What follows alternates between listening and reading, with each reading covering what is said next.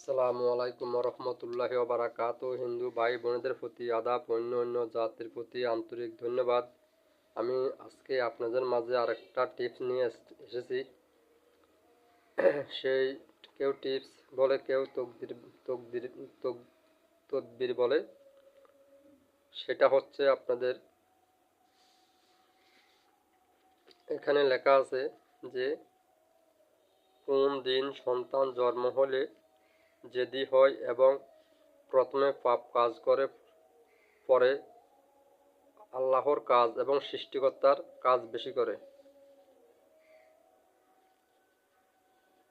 আমি আবার বলতে আছি, এখানে লেখা আছে যে প্রশ্ন, কোন দিন সন্তান জন্ম হলে জেদি হয় এবং প্রথমে পাপ কাজ করে, পরে আল্লাহ পাকের কাজ বেশি করে, মানে সৃষ্টিকর্তার কাজ বেশি করে বা ইবাদত বন্দিগিরি করে, সৃষ্টিকর্তার সারাক্ষণ ইবাদত করতে থাকে। তবে ওই সন্তানের জন্য আপনারা কি করবেন সেটা আমি পরে বলবো। সেটা হচ্ছে আপনার শনিবার দিন সন্তান জন্ম হলে প্রথমে পাপ কাজ করে, পরে আল্লাহর পাকের কাজ বেশি করে, আল্লাহ পাক রব্বুল আলামিনের কাজ বেশি করে শনিবার দিন। মনে করেন উনি বা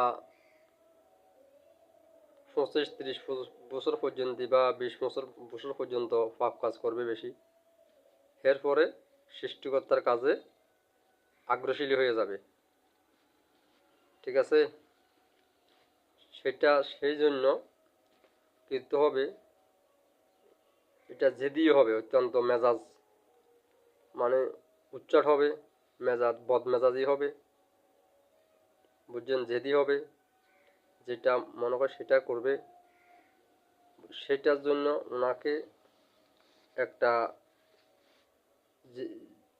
সেটা প্রত্যেকটা ধর্মের ব্যবহার করতে পারবে এই ওষুধটা। জাতি উপজাতি কোনো ভেদাভেদ নাই, হিন্দু মুসলিম বৌদ্ধ খ্রিস্টান সব জাতের লোকে এই ওষুধটা ব্যবহার করতে পারবে।